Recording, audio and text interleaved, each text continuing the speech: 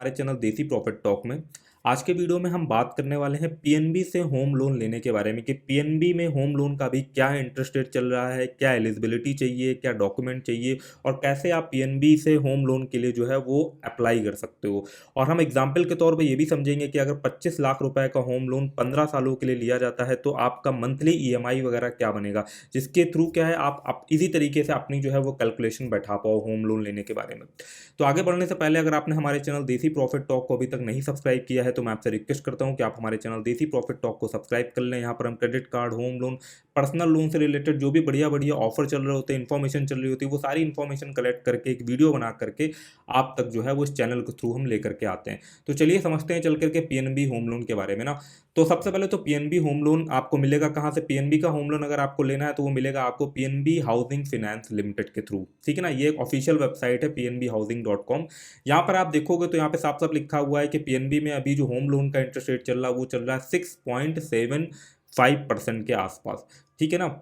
और अगर हम नीचे जाएं तो यहाँ पर आपको पीएनबी होम लोन के एडवांटेज देखने को मिल जाएंगे, जैसे कि अट्रैक्टिव इंटरेस्ट रेट है, लोन फॉर एवरीथिंग है, home loan up to 30 years के लिए जो है वो आपको मैक्सिमम जो है होम लोन के लिए अप्लाई कर सकते हो। इजी फाइनेंस है, लो प्रोसेसिंग फीस है, customer friendly features and convenience है, ठीक है। तो ये सब चीज़ें तो लोग देखो बढ़ा चढ़ा करके लिखते ही है ना। तो अगर हम नीचे जाकर के मेन मुद्दे वाली चीज़ पे समझे जा करके तो यहाँ पर आप देखोगे कि होम लोन हमें किस किस टाइप ऑफ, अगर होम लोन्स के देखेंगे किस किस टाइप के आपको होम लोन मिल जाएंगे। होम लोन होम परचेज के लिए, मतलब आप घर वगैरह खरीदना चाहते हो, फ्लैट टाइप की चीज़ खरीदना चाहते हो ना, तो आपको घर खरीदने के लिए भी होम लोन मिल जाएगा। होम कंस्ट्रक्शन लोन मिल जाएगा, आपके पास ऑलरेडी कहीं पे प्लॉट या ज़मीन वगैरह पड़ी है ना, उसमें घर बनवाने के लिए आपको लोन लेना है तो वो भी आपको यहाँ से लोन मिल जाएगा।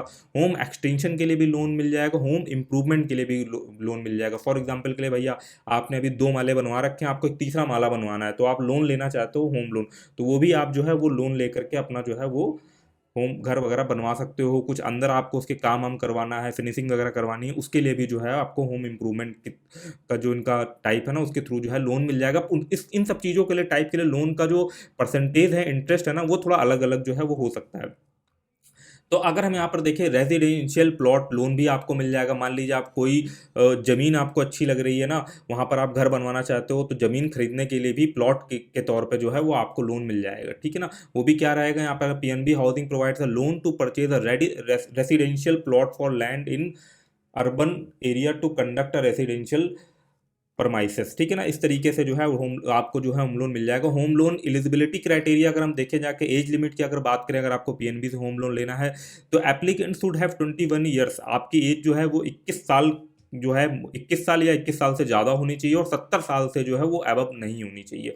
मंथली सैलरी की बात करें जो कि एक इंपॉर्टेंट चीज़ रहती है, कई सारे बैंक रहते हैं ना जैसे प्राइवेट बैंक वगैरह, वो 25 या 30 हज़ार रुपये आपकी मंथली सैलरी मांगते हैं। बट जो गवर्नमेंट बैंक है, एसबीआई हो गया, पीएनबी वगैरह हो गया ना, बैंक ऑफ बड़ौदा हो गया, यहाँ पर काफ़ी कम सैलरी पे ही काम हो जाता है। फॉर एग्जांपल के लिए आपने एसबीआई में करा अप्लाई, वहाँ पर तो खैर कम इंटरेस्ट रेट पर लोन मिल रहा है 6.70 के आसपास, बट आपको वहाँ पर नहीं हो पा रहा है किसी कारणवश आपका होम लोन, तो आप पीएनबी को भी अप्रोच कर सकते हो। यहाँ पर भी जो मिनिमम सैलरी का क्राइटेरिया है वो है 15,000 के आसपास। रिक्वायर्ड सिविल स्कोर एक काफ़ी इंपॉर्टेंट रोल प्ले करता है अगर आपको बहुत कम इंटरेस्ट में होम लोन वगैरह जो है किसी भी तरीके का आपको लोन चाहिए होता है ना। तो अगर आपका सिविल स्कोर 750 प्लस होता है तो आपको बिल्कुल लोवेस्ट इंटरेस्ट रेट पे, जैसा कि ऊपर यहाँ पे लिखा था 6.70% में आपको मिल जाएगा। वहीं आपका अगर सिविल स्कोर यार थोड़ा सा मतलब कि नीचे डाउन है, पुअर वरी कंडीशन में आ रहा है, गुडी कंडीशन में आ रहा है, तो आपका इंटरेस्ट रेट उसी अकॉर्डिंग जो है बढ़ जाता है। बट अगर यहाँ पे मिनिमम क्राइटेरिया देखे जाके भाई इन्होंने एक सेट करा हुआ है कि अगर आपका सिविल स्कोर 611 के नीचे जा रहा है ना तो भाई आपको फिर जो है वो भाई लोन नहीं मिलेगा। 611 या उससे ज़्यादा ही जो है वो आपका सिविल स्कोर होना चाहिए। वर्क एक्सपीरियंस आपका अगर हम बात करें फॉर सैलरीड अगर आप सैलरीड पर्सन हो ना तो आपका मिनिमम 3 साल का जो है वो काम करने का एक्सपीरियंस होना चाहिए, वर्क एक्सपीरियंस होना चाहिए। वहीं अगर आपका कोई बिजनेस है, सेल्फ एम्प्लॉयड हो, तो उस बिजनेस को चलाने का या उस बिजनेस की जो एज है वो जो है वो 5+ ईयर जो है वो होनी चाहिए। तो ये थी कुछ एलिजिबिलिटी जो एक इंपॉर्टेंट चीज थी होम लोन लेना है अगर आपको। अगर हम डॉक्यूमेंट्स की बात करें कि होम लोन लेने के लिए पीएनबी से क्या डॉक्यूमेंट चाहिए, तो compulsory document such as loan applicant from, तो यहाँ पे compulsory document like loan application के लिए क्या चाहिए होगा, एज प्रूफ चाहिए होगा, ठीक है आपका ना। रेसिडेंशियल प्रूफ चाहिए होगा ना आपका, जो मतलब कि एक आईडी प्रूफ आपका चाहिए होगा, एक एड्रेस प्रूफ चाहिए होगा, जो भी केवाईसी के डॉक्यूमेंट लगते हैं ना वो चाहिए होंगे। इनकम इनकम प्रूफ चाहिए होगा, आईटीआर रिटर्न चाहिए होगा आपका। अगर आप बिजनेस वगैरह कर रहे हो ना तो लास्ट 3 ईयर की ना आपने जो भी आईटीआर फाइल की है ना उसका कॉपी चाहिए होगा, जिससे ये बैंक जस्टिफाई कर ले कि हाँ आपकी इनकम कितनी आती है और आपको कितना लोन जो है वो देना चाहिए। ऐसा नहीं कि आप गए सीधे आपको हमने बोल दिया कि भाई मेरे को 50 लाख लोन चाहिए, मेरी सैलरी जो है 15,000 है, तो आपको लोन नहीं मिलेगा। वो ये देखते हैं कि आपकी सैलरी कितनी है, आपकी मंथली ईएमआई क्या बनने वाली है ना, उसके थ्रू जो है वो आप डिसाइड करेंगे कि भाई आपकी सैलरी के अकॉर्डिंग आपको कितना लोन जो है वो देना चाहिए, जिससे आप इजी तरीके से उसे चुका पाओ जा करके ना।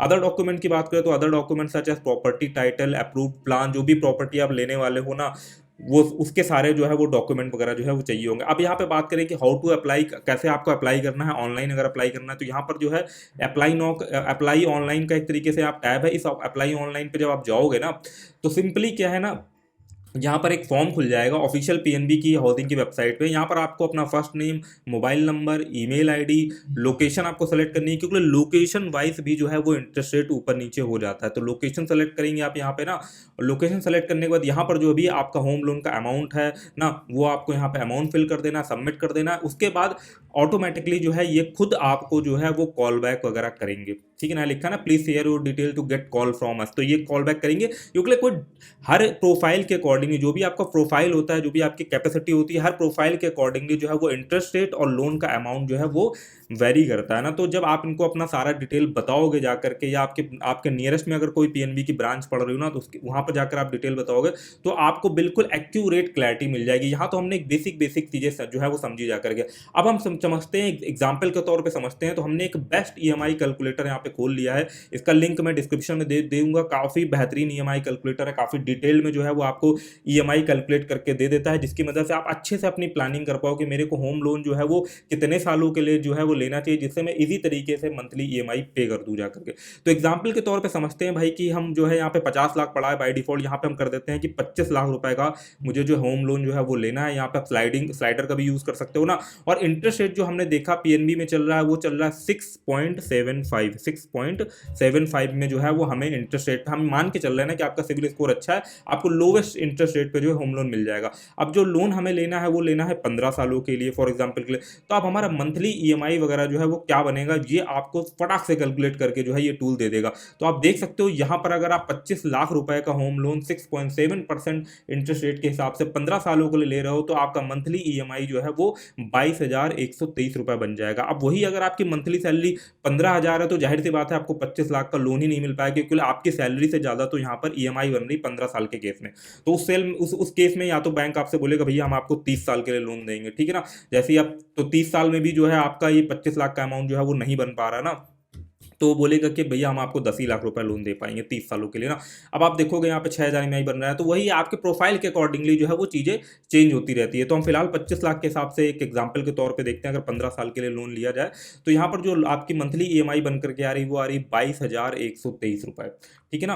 टोटल जो आप पे करने वाले हो इंटरेस्ट का जो सिर्फ पे करने वाले हो, यहाँ पे हम प्रिंसिपल अमाउंट को छोड़ रहे हैं, इंटरेस्ट की अगर हम बात करें तो अगर आप 25 लाख रुपए का लोन जो है 15 सालों के लिए इस ब्याज दर पे ले रहे हो ना, तो सिर्फ इंटरेस्ट का आपको 14,82,000 के आसपास जो है वो पे करना पड़ेगा, ठीक है ना। तो टोटल मिलाकर के जो आपने लिया था 25 लाख रुपए का लोन, इंटरेस्ट आपका हो गया 14,82,000 के आसपास। तो टोटल मिलाकर के जो आप 15 सालों में बैंक को पे करने वाले हो, लिया था 25 लाख रुपए का लोन, बट 15 साल में आप टोटल बैंक को दोगे 39,82,093 के आसपास। जो यहाँ पर आप एक सर्किल में देख सकते हो, जो ग्रीन वाला है एरिया, ये जो है ये आपने लोन लिया था बैंक से, और ये जो है आपने ये जो आपको ऑरेंज कलर में दिख रहा है ये जो है ये आपने ब्याज चुका है टोटल मिलाकर। तो काफ़ी बड़ा एरिया जो है वो आप देख सकते हो। जितना लंबा आप पीरियड बढ़ाते जाओगे, अगर मैं यहाँ पे 30 साल कर दूं जाकर, उतना ज़्यादा जो है आपका ब्याज बढ़ता जाएगा। आपने देखा अगर मैंने यही जो लोन 25 लाख का था उसको 30 साल के लिए कर दिया जा करके, तो आप देखोगे कि जो हमने अमाउंट लिया था लोन पे ना, उससे ज़्यादा तो हमको जो है बैंक को इंटरेस्ट पे करना पड़ रहा है। मतलब हमने लोन लिया 25 लाख का, बैंक को हमें 33 लाख का जो है वो अमाउंट पे करना पड़ रहा है ना। नीचे जा करके जो है वो आप काफ़ी डिटेल में जो है वो चार्ट वाइज देख सकते हो, मंथली वाइज देख सकते हो कि आपको मंथ में कितना कितना ईएमआई देना है, कितना कितना लोन आपका चुकता हो रहा है, किस किस महीने में क्या क्या ईएमआई वगैरह बन रही है। तो काफ़ी बढ़िया कैलकुलेटर है ये ईएमआई कैलकुलेट करने के लिए। इसलिए मैं आपको सजेस्ट कर रहा हूँ कि अगर आप होम लोन लेना चाहते हो या पर्सनल लोन या कार लोन, तो बहुत बढ़िया तरीके से ये जो है ईएमआई का डेटा आपको कैलकुलेट करके दे देता है। आप इसी तरीके से उसकी प्लानिंग कर सकते हो, और जो भी आपका ये रिजल्ट आ रहा है आपके इनपुट देने के बाद, उसको फाइनली जो है वो आप प्रिंट भी कर सकते हो सिंपल एक क्लिक में। फिर आप जो है पेपर वर्क वगैरह भी जो है इसमें अच्छे से कर सकते हो। तो आई होप आपको यार वीडियो इन्फॉर्मेटिव लगा हो। अगर वीडियो इन्फॉर्मेटिव लगा हो तो वीडियो को जो है वो लाइक कर देना, चैनल को जो है वो सब्सक्राइब कर देना। इससे हमें काफ़ी मोटिवेशन मिलती है ऐसी useful information time to time जो है वो आप तक पहुंचाने के लिए। तो चलिए फिर मिलते हैं किसी और वीडियो में, तब तक के लिए धन्यवाद। जय हिंद, जय भारत।